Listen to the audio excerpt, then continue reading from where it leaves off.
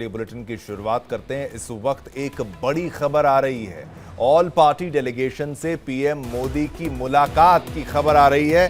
ये बड़ी खबर आपको बता दें, ऑल पार्टी डेलीगेशन से पीएम मोदी की मुलाकात, विदेश से लौटे डेलीगेशन से पीएम मुलाकात करेंगे और थोड़ी देर में पीएम आवास पर यह बातचीत होगी, ये बैठक होगी। उसकी भी तस्वीरें हम आपको दिखाएंगे, एक्सक्लूसिव जानकारी देंगे।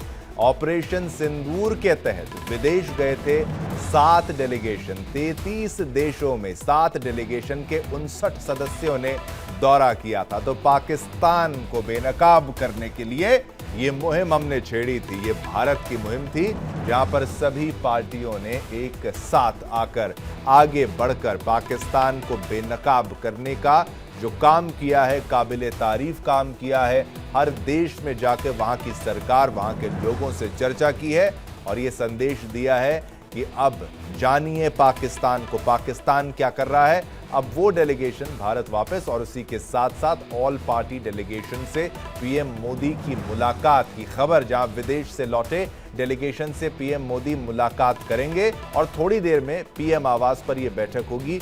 ये आप सदस्यों का ग्रुप भी आप देख ली, पहला ग्रुप आपको दिखाया, दूसरे ग्रुप में रविशंकर प्रसाद, रघुपति, साथ साथ प्रियंका चतुर्वेदी, साथ साथ में अब तीसरे ग्रुप की बात की जाए, संजय कुमार झा, अपराजिता सारंगी, यूसुफ पठान, ब्रिजलाल, ये तमाम जो है हर डेलीगेशन की बात हम कर रहे हैं। 7 डेलीगेशन चौथे ग्रुप में, श्रीकांत शिंदे यहाँ पर महत्वपूर्ण, बांसुरी स्वराज महत्वपूर्ण, और पहले ग्रुप की बात जिस तरीके से हम कर रहे हैं, बैजंत पांडा, निशिकांत दुबे, यहाँ पर जो है ये हर देश में जाकर, 33 देशों में जाकर 59 सदस्यों ने पाकिस्तान को बेनकाब किया है, पाकिस्तान की पोल खोली है।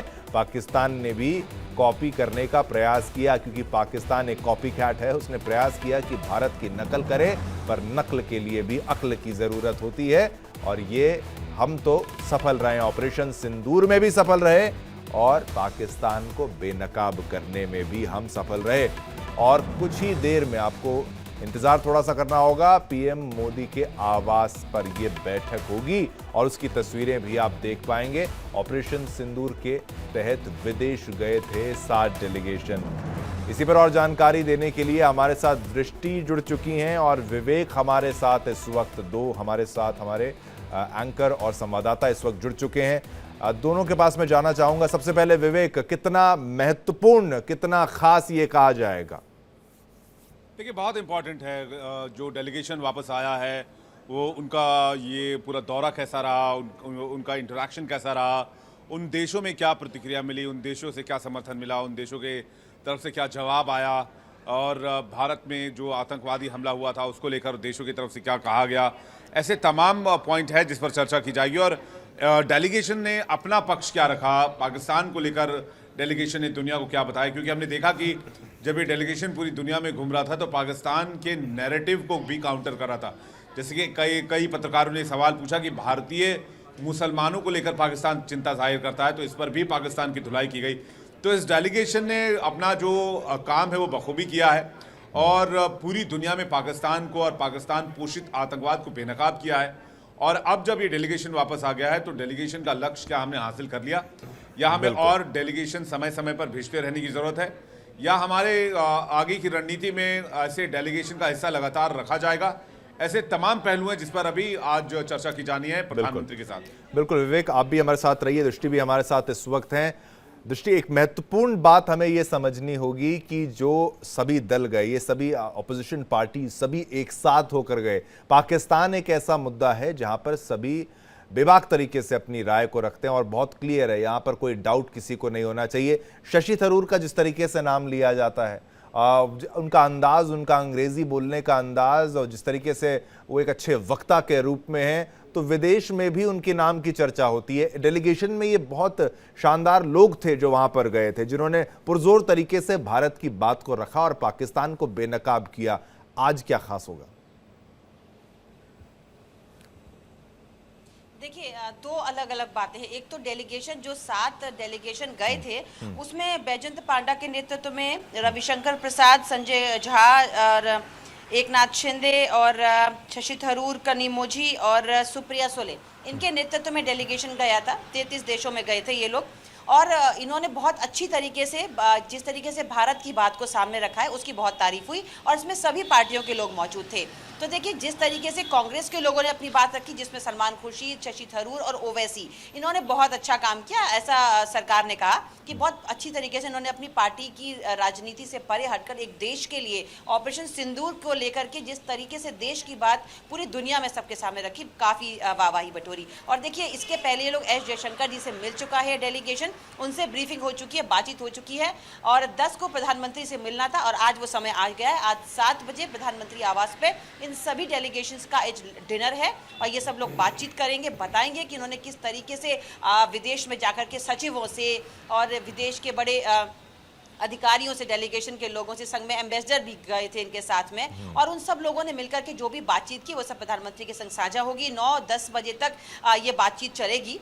तो इसमें कई इंपॉर्टेंट बातें सामने आ सकती है कि हमारे देश की जब डेलीगेशन ने ये बातें रखी तो विदेश के लोगों की किस तरीके की प्रतिक्रिया थी, वो लोग कितने हम लोगों के साथ थे, ऑपरेशन सिंदूर में हमने क्या क्या किया, हमने सिविलियंस को नहीं मारा, हमने सिर्फ आतंकवादियों के घर उजाड़े, पाकिस्तान का झूठ हम दुनिया के सामने लेकर के आए। क्योंकि देखिए इसी बीच में एक खबर ये भी आई थी कि पाकिस्तान ने भी कहा है कि भारत ने जिस हिसाब से डेलीगेशन भेजा है वो लोग झूठ बोल रहे हैं। इस तरीके से झूठे बातें बना करके पाकिस्तान ने भी अपने कई बुरे कामों को सामने रखने की कोशिश की, लेकिन वो सब झुठला दिए गए क्योंकि हर किसी को पता है भारत ने सबूतों के साथ एक एक चीज़ को बताया कि हमने किस तरीके से ऑपरेशन सिंदूर को कामयाबी तक पहुंचाया है और भारत की सेना के वीरता और शौर्य को दिखाया है। तो ये डेलीगेशन ही था जिसकी वजह से दुनिया भर में हम लोगों का डंका बजा, उन्होंने बातों को रखा। तो आज उन्हीं का फाइनल प्रधानमंत्री के संग मीटिंग है और देखिए इस मीटिंग में क्या होता है। मीटिंग के बाद ये बातें निकल के सामने आएंगी। फिलहाल 7 बजे से ये मीटिंग शुरू है, कुछ ही क्षण के बाद, आधे घंटे के बाद कह सकते हैं ये आशा करते हैं दृष्टि इसमें कोई तस्वीरें भी शायद हम दर्शकों को साझा कर पाएं उस वक्त, कुछ एक्सक्लूसिव।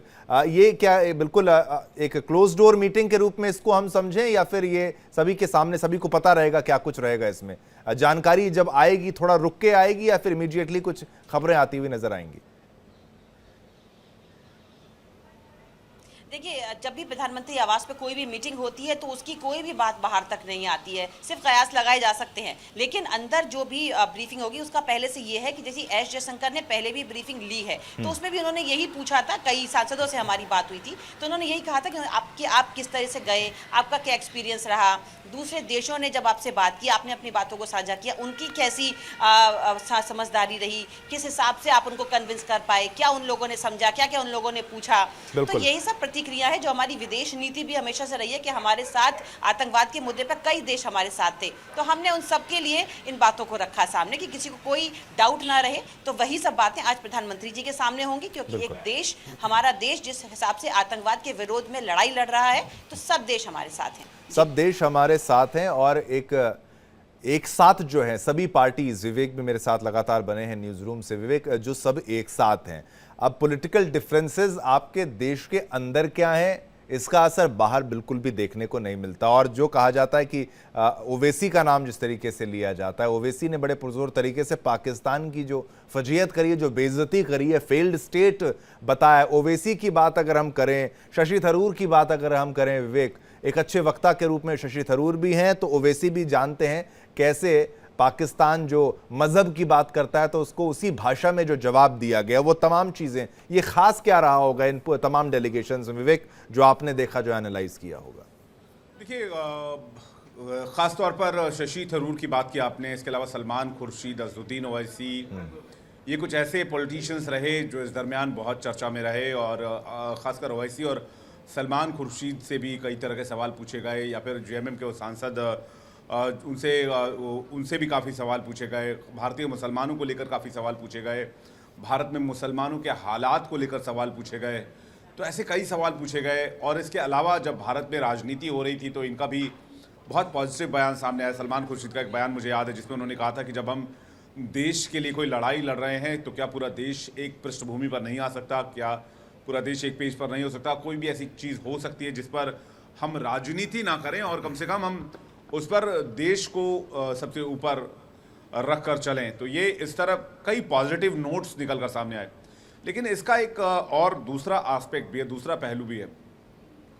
कई जगह पर ये सवाल भी उठाए गए कि आपने जो 33 देशों में 59 लोगों का डेलीगेशन भेजा, क्या हमारे दूतावास वहाँ पर वो काम करने में नाकाफ़ी थे, या फिर उन दूतावासों में जो लोग काम कर रहे थे, जो अधिकारी काम कर रहे थे, वो पर्याप्त मैसेज उन देशों तक नहीं पहुँचा पाए? क्योंकि जब भी किसी वॉर की सिचुएशन होती है, या फिर किसी तरह से तमाम दूसरे देशों को कॉन्फिडेंस में लेना होता है, या फिर उन तक अपनी बात पहुंचानी होती है, तो सबसे पहले डिप्लोमेटिक चैनल्स काम करते हैं। आप डेलीगेशन भेजते हैं, बेशक बाद में भेजते हैं, लेकिन यहाँ पर अगर डेलीगेशन की ज़रूरत महसूस की गई तो इसके पैरेलल में सवाल भी उठेगा शिवम की उन देशों में जो हमारे डिप्लोमेटिक थे, या फिर जो हमारे दूतावास थे, उनके ऑफिसर्स को लेकर, उनकी भूमिका को लेकर भी सवाल उठाए जाएंगे। और ये सवाल उठाए गए, ये सवाल पूछा गया, तो मुझे लगता है कि आज इस पर भी एक रिव्यू मीटिंग हो सकती है कि वहाँ पर कैसा रहा हमारा कार्यक्रम, या फिर उन देशों के दूतावासों की भूमिका, उन देशों में हमारे दूतावासों की भूमिका कैसी रही, इसको लेकर भी मुझे लगता है कि कहीं ना कहीं चर्चा आज ज़रूर होगी। और बहुत हद तक संभव ये भी है कि हो सकता है कोई अमूलचूल परिवर्तन भी देखने को मिले। विवेक, एक बात ये भी हमें समझनी जरूरी है कि अगर हम दूतावासों की भी बात करें, लेकिन जो पाकिस्तान जिस तरीके का थ्रेट है, जिस लेवल का थ्रेट है, उसका पर्दाफाश करने के लिए ये अब ज़रूरत आन पड़ी होगी, मुझे लगता है कि भाई बेनकाब करने के लिए अब एक डेलीगेशन जाए तो शायद ज़्यादा बेहतर यहाँ पर होगा, क्योंकि प्रोपेगेंडा और इन्फॉर्मेशन वॉरफेयर के जिस ज़माने में हम जी रहे हैं, यहाँ पर हमें लगता है हमें थोड़ी सी और मेहनत करनी थी, और शायद उस दौर में हमें सफलता यहाँ पर हाथ लगी है। एक बार दृष्टि का भी मैं रुख कर लेता हूँ। दृष्टि भी मेरे साथ लगातार बनी हुई है। दृष्टि, अब थोड़ा सा ही समय बाकी रह गया है, कुछ ही मिनट यहाँ पर बाकी है। क्या कुछ खास आपको लगता है आज देखने को मिलेगा? अब पहले जो मनमुटाव भी बीच में आया था, डेलीगेशन में किसको जाना चाहिए, नहीं जाना चाहिए, वो तमाम चीजें भी थी, वहां से लेकर अब तक का सफर जो आपने देखा है, उसमें क्या कुछ खास रहा?